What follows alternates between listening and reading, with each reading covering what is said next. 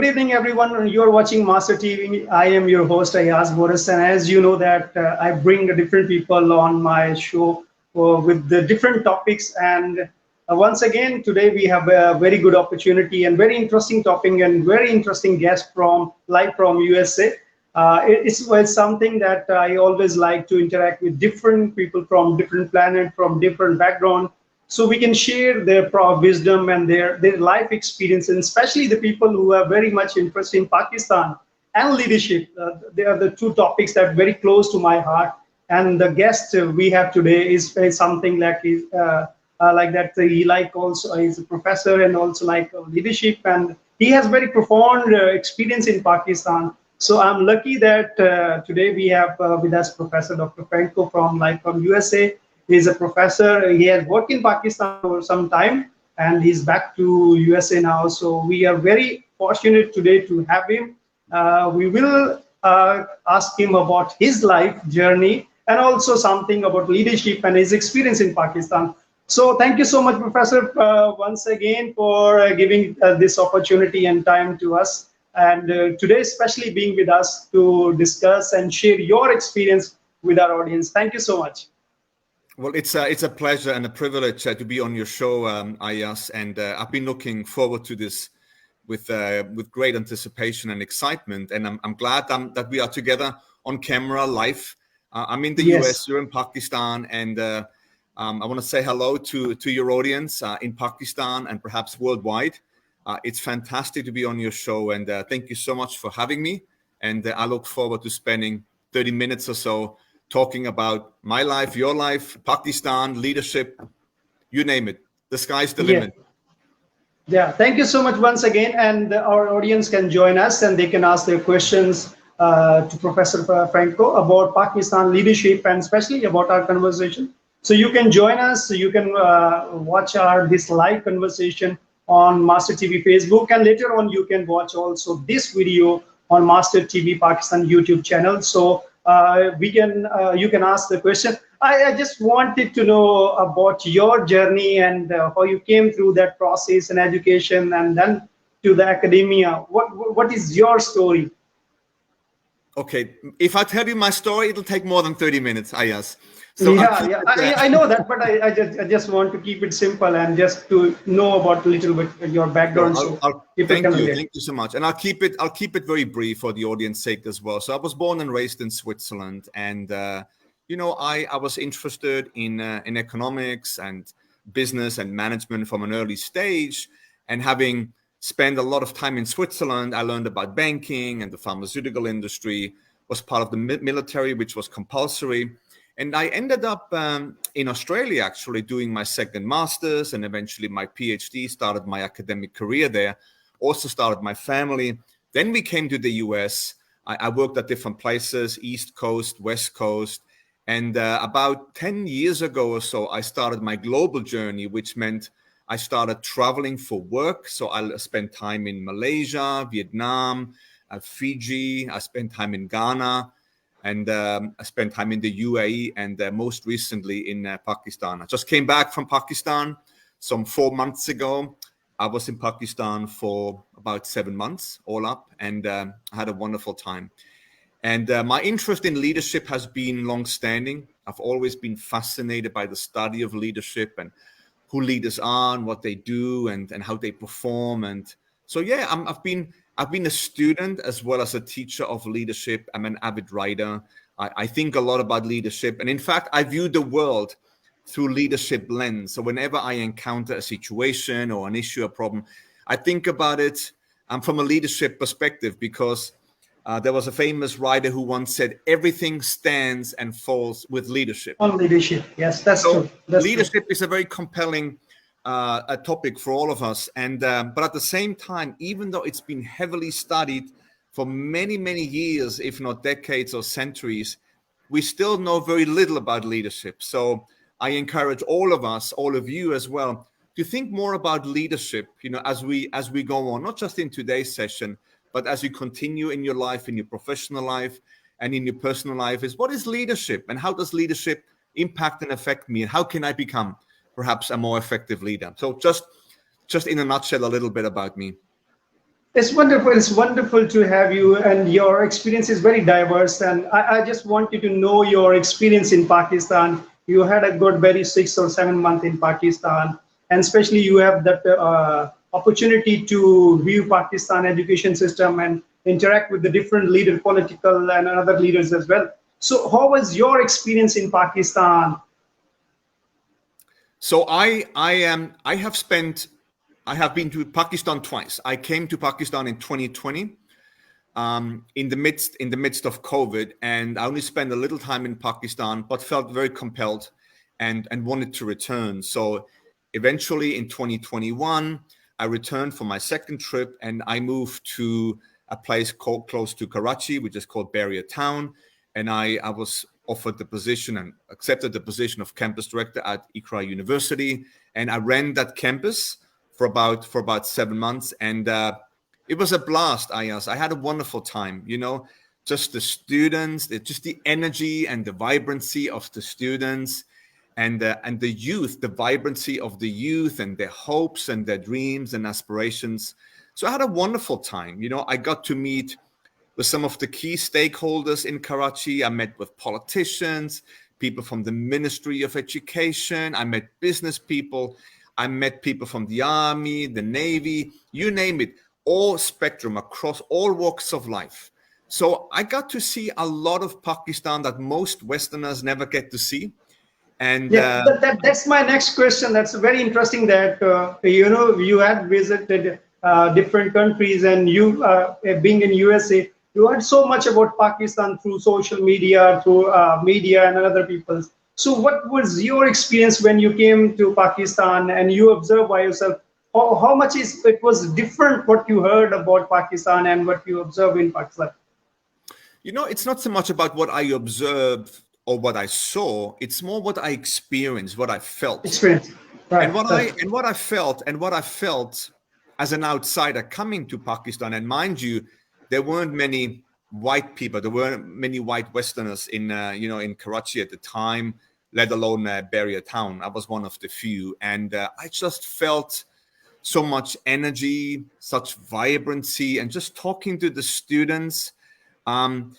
Such hope, and of course, we all know Pakistan is a very young country. You have a lot of youth, and just spending time with the students and spending time with the individual young people, there was such hope for a better future for them, a better future for Pakistan, and tremendous feelings, tremendous experiences. And again, it's not so much what I observed, and I observed a lot of things, but I felt a lot of energy and vibrancy and hope amongst the population. That's very interesting. What you experience in Pakistan. How do you see Pakistan? What we, as you mentioned earlier, that we Pakistan have very good number of youth and very passionate about their future and all this. What do you see, and where do you see the Pakistan has that potential to be one of the very country that can provide the world something different that is missing, and so far Pakistan is not able to do that? It's an interesting question, and one question that commonly comes up when we talk about Pakistan is, how does Pakistan compare to Bangladesh? How does Pakistan compare to India? And in my mind, there is no need to do that. Yes. Let's not compare Pakistan to anything and anyone. Pakistan is Pakistan.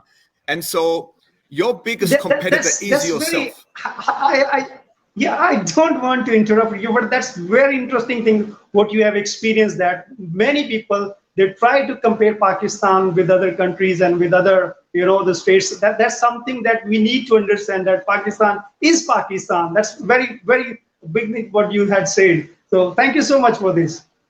No, absolutely, and I'm glad we're aligned on this, Ayaz. And again, I believe, because I had the privilege of spending 7 months living with Pakistanis. I mean, I was with Pakistanis 24/7, right, day and night.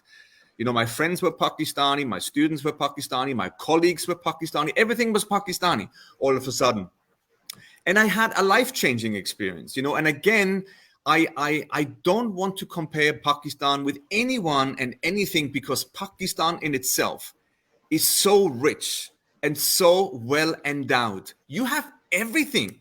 You have everything. You have the mountains, you have the ocean, you have the resources, you have the people.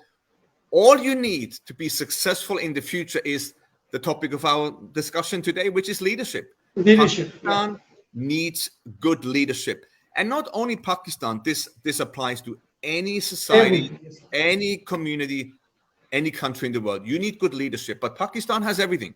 Pakistan has absolutely everything. And this is not about Muslim versus non-Muslim, South versus the North. No. This is about Pakistan as one, the core society needs good leadership. And there's a lot of hope. There's a lot of hope. And again, because I had the opportunity to spend most of my time on university campuses, I visited other universities. I visited not only the campuses of Iqra University in Karachi, in Islamabad. I only got to visit other universities as well. And I can tell you, just the youth is hopeful. The youth is energetic and vibrant. There's electricity and amazing. It's amazing. There is a lot of hope. And I know, and we just talked about this, Ayaz, before we went on live. Yes. I know you've had a lot of setbacks, political change, economic downturn, the floods, but none of that will break Pakistan. This won't break you. It will only make you stronger, and you will only bounce back stronger. And you will become more united, and you need to be more united, pursuing a common path, a common objective. So you'll bounce back, no doubt. Adversity will give opportunity, and it will make you stronger. Thank you so much. Very interesting, your conversation, and that what I think need Pakistani youth to and Pakistani nation to listen, that they have everything and they need a leadership. What is your assessment on that in Pakistan or on most part of the world? When we talk about leadership, people just associate leadership with the political leadership. How this dilemma? What I can say that need to be changed. That leadership evolve or is something that is very much associated with our daily life. Absolutely, Ayaz. And I think you hit the nail on the head. Leadership, most people, when they think of leadership, they think of a political leader. Yes. They think of Joe Biden, Donald Trump, they think of Imran Khan. They think of the political leaders. Now, of course, they are leaders, and they are political leaders, and they are in the limelight because of their office. But leadership is not a position. Leadership is not a role or a status. Leadership is a behavior. And all of us, at any point in time, including all of your audience, we're all leaders. But it's something that we must do. It's something we must accept. It's something that we have to own. And I kept talking to my students at Iqra University about how to become a leader, how to be a leader. And look around. There is a lot of needs. You may find garbage on the floor. You may find a person in need. You may find a problem. Pick up the garbage. Help that person. Change the society. Be the leader. Don't wait for leadership. Don't wait for a better political system, because political leaders come and go. But you can be a leader in your daily lives, at the university, at your workplace, in your family, when you go to the mosque, when you go and sit in a park, when you go to the beach, to the mountains, when you spend time with your friends. Be the leader that you have called to be. So leadership is not something that is given to you. It's something that you accept. You take ownership, and you be the very best person that you can be. You don't need a status, a title. You don't need to be CEO. You don't need to be president. You don't need to be prime minister.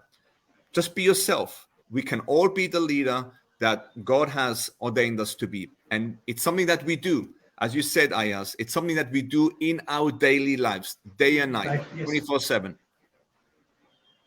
Very interesting point once again. And with this, I just wanted to ask that how parents need to, something that the family is the first school that I think that we are missing in our society, that the parents need to train their children in a way that they can be a better leader, better citizen, or a better person. When they go in a practical life, they can be the role model, or they can be the exemplary leader in their personal and professional life, and when they come into position or office, they can be a better leader and the political or whatever the religious leader position they got. I understand this, and I've had many discussions, with my students about the social fabric of Pakistan and the role of the parents, the role of the father, the role of the mother, the role of the children. And I understand that in Pakistan to this day, the role of the parents, of course, is very important. Now, Yes. what I would like to see moving forward is that the kids, that they take on more leadership roles, that they become empowered, that they become a little bit more independent. And when I talk about independence, I don't mean physical independence. I'm talking about maybe emotional independence. Emotion. I'm Yes. talking about leadership independence, that they should be able to make their own decisions. And here's why. If you cannot make decisions, you will never see the consequences, and you will never be accountable for your consequences. So if the father makes all the decisions for you, you will never experience the full brunt, the full consequences of decisions. And I think that's very important in the growing, in the maturing of any person, is to be able to make decisions, but also to experience firsthand the consequences of those decisions. And then you become more and more accountable in your daily lives. And again, that's the social fabric throughout the society. That's Muslim, non-Muslim, old, young. We need to learn to make decisions and be accountable for our decisions. And I think that's part of the leadership journey that all of us go through, including you and I, Ayaz, that we are Yes. leaders, and we are accountable for our actions. We're also accountable for our inactions. We're accountable for our words. We are accountable for our behaviors. And that's a big part of the leadership debate. Interesting. Once again, I love your conversation and what you are saying, that is very much what we need to discuss in our families, in our education system, or especially to encourage you to take decision. And that the CN power that should come, they should be involved in that for their betterment. I just wanted to know that that leadership is something that people think that they want something that to be that to call that title or something like that, that they can be feel that they are leader. But what do you think that what stage that they can feel that they are the leaders, and they need to have that certain values or ability to inspire people by their action? Absolutely, and it's a great point that you're raising. And as I said, leadership can be found anywhere, anytime. So of course there are the hierarchies within families. There is a hierarchy within the Muslim system. There is a hierarchy within the political system. There's a hierarchy within the military. So there are certain hierarchies. There's a hierarchy within the university system as well. But as a person goes through the different stages from youthhood into adulthood, maturing more and more, the person should actively seek out leadership opportunities. And a lot of people come to me and say, oh, there's no leadership opportunity. I have not been given this job, and I don't really see opportunities for leadership. Well, of course you can be a leader. You can start a business. It's very easy in Karachi to start a business. It's very easy in Pakistan to start a business. If you cannot do it physically, do it online. There's e-commerce platforms. Start a business. Become a business leader. If you are a university student, become a student leader. So if there are opportunities for a project or opportunities to serve on a committee, if there's opportunities to be active in certain activities, whether it's a baseball club or a cricket club. I know you just beat quite a few interesting teams lately. So of course, cricket is very important to Pakistan. So become active in the leadership of maybe the local cricket club. But also find leadership opportunities in maybe become part of a speaking team, or reach out to the community. How can we serve? How can we serve the community? What can I do as a leader? Again, that's a question that anyone should ask themselves all the time, is what can I do for society? Many of us live in an entitlement mentality where we always think about ourselves. What does the government do for me? What do my parents do for me? What does the education do for me? maybe we should reverse it. What can I do for my family? What can I do to honor my father and my mother? What can I do to honor my country? And how can I better society? And it starts small. But if every person has this mindset of being a leader is actually taking responsibility for the betterment of society, and if every person has that in a country like Pakistan with more than 100 million people, close to 200 million people plus, if every person does that well, you're going to be a powerhouse. You're going to be number one in the world in no time.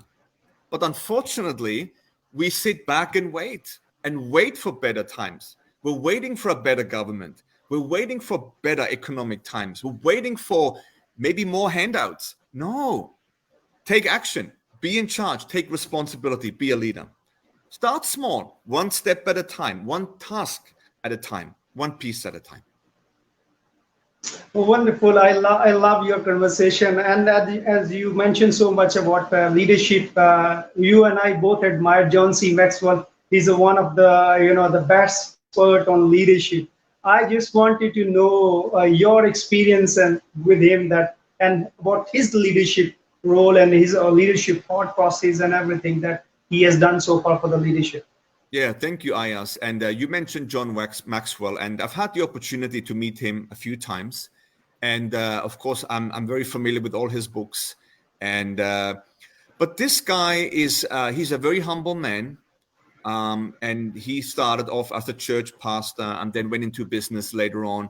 But to this day, he is a very, very humble man. He has remained the humble self. And I've been very inspired by him. And this is not about, Christian versus Muslim thinking. No, this is about leadership, which is leadership. Yes. It goes across cultures, it goes across faiths, it goes across walks of life.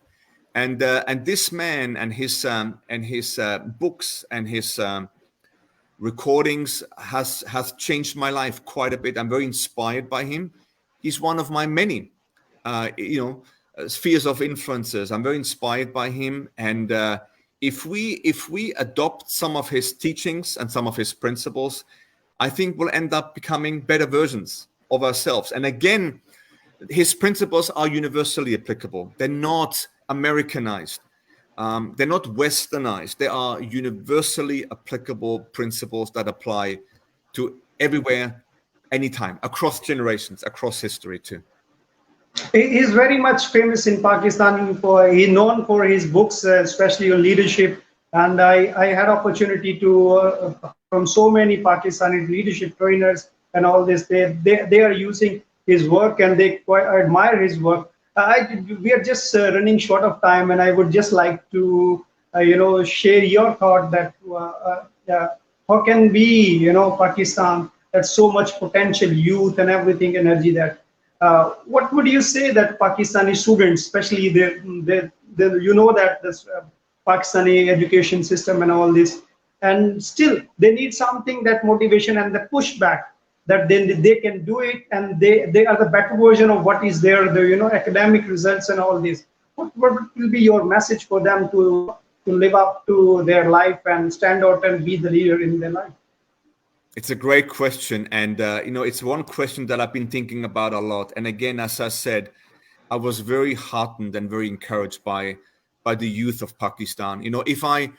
If I look at perhaps the past of Pakistan, like the past with any other country, you can find faults, you can find blemishes, but let's not worry about the past. The past is the past, and let's learn from the past. I'm more interested in the now, and I'm particularly more interested in the future. The future, and yes. The future is driven by the people that are watching this, Ayaz. They are the future leaders. They are the future of Pakistan. And when I talk to the students at Iqra University, and I met with them frequently, I always ask them, what kind of Pakistan would you like to see? And how are you going to shape Pakistan? And again, don't wait. Don't sit back. You have everything you need. You don't need a lot of money. You don't need a certain political system. You just need you. You just need to take on the responsibility and say, I am going to make a difference. I am going to make a difference here and now. I have a vision. I have a vision for my country. I have a vision for my family, and I have a vision for myself. Many of the audience here are believers. They believe in God. God gives them resources. God gives them strength. God gives them direction, the ability to cope. But more importantly, or equally importantly, is what kind of Pakistan do you want to see 1 year, 5 years, 10, 20 years from now? You know, sometimes I drove through Karachi, and I looked around and I thought to myself, as I said, you have everything and more. You have everything. You're not short of resources. You're not a poor country. You have everything. You have all the wealth. You have health, you have wealth, you have resources. Don't worry about the system per se. The system will not define you. You will define you. God will define you. So have faith, have a vision, and then pursue that vision fervently. Never give up. Never, ever give up on your dreams. Never, ever give up on your aspirations. Never, ever give up on God, on who God has called you to be. And if you have that mindset, again, leadership has a lot to do with mindset. And I'm not trying to be a motivational speaker here. I want to tell you that your mindset will drive you forward. And if everybody thinks that same way, collectively speaking, with the masses of Pakistan, the future is not only bright, the future is gold.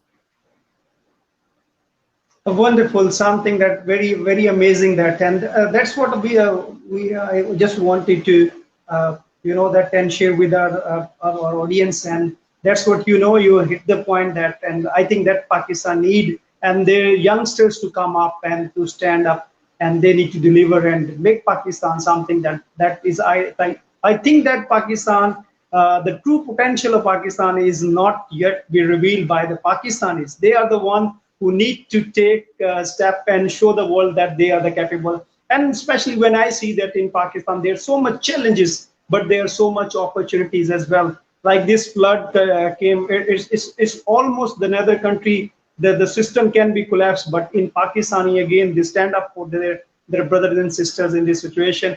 And as we were earlier mentioned before this slide, that Pakistan will bounce back, and they have that done in the past, and they have that capacity. And thank you so much for your wonderful conversation and your time.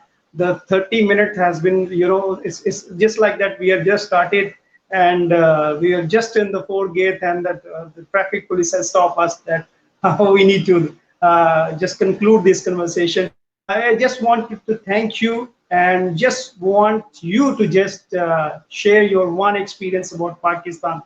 Anything you like about Pakistan, especially the food, hospitality, and the people of Pakistan, and the way that they've done the things at the last moment. Something I know that inspired you, that they Pakistani, they know how to get the thing done. So just wanted to end with this something positive note, and want to thank you. Absolutely, Ayaz. And I too, I treasure the opportunity to be live with you today, and thank you for having me on camera. And I thank the audience for watching us live or watching the recording later on. I think the most memorable experience for me in Pakistan was not a cricket game. It was not a particular type of food. It was not an event that I went to. The most memorable experience for me in Pakistan was the way I was welcomed by the people. So I remember the first day when I moved into my new home in Beria town, the neighbors came up to me with a plate of food, and they said, "We are your new family." And they were my family from that moment until the day that I left, including now. They will be my family forever. The kind of hospitality and warmth and generosity that I experienced in Pakistan is second to none. And again, we're not comparing here, but I was amazed at the warmth and the love and the kindness that people extended to me. So I'm a big fan of Pakistan. I'm a lover of Pakistan, and I'm waiting for the day to return to Pakistan. Thank you so much. Thank you so much once again, Professor Franco, and I just love the conversation. And every time I talk with you, I love country and I love myself, and that's what I want to share with you and should be share with our audience. And I think you have done extremely well to share your experience and what you have experienced in Pakistan, about Pakistan. Thank you very much once again, and thank you from our audience as well. Thank you, Ayaz, and thanks everyone. Thank you so much once again. And with this, I would just like to end this our conversation. And especially, I would just want to conclude this conversation with that Pakistan is Pakistan. And the Pakistani youth need to come up and they take this leadership responsibility to bring leadership in their daily life. Once we have done and adopt this attitude and mindset, absolutely nobody can stop us from being Pakistani and to be the role model for something that is quite amazing in Pakistani. And I always say that Pakistan has that X factor that differentiate them from others, and they have that ability. And we have so much challenges, and with these challenges, we need to find that opportunity. And we can only do this with the right mindset and developing leadership skill. Thank you so much. And I just want to end this conversation and hope you like and you will share this conversation with others as well. Thank you so much. I will. Thank you so much, Ayaz. Goodbye, everyone.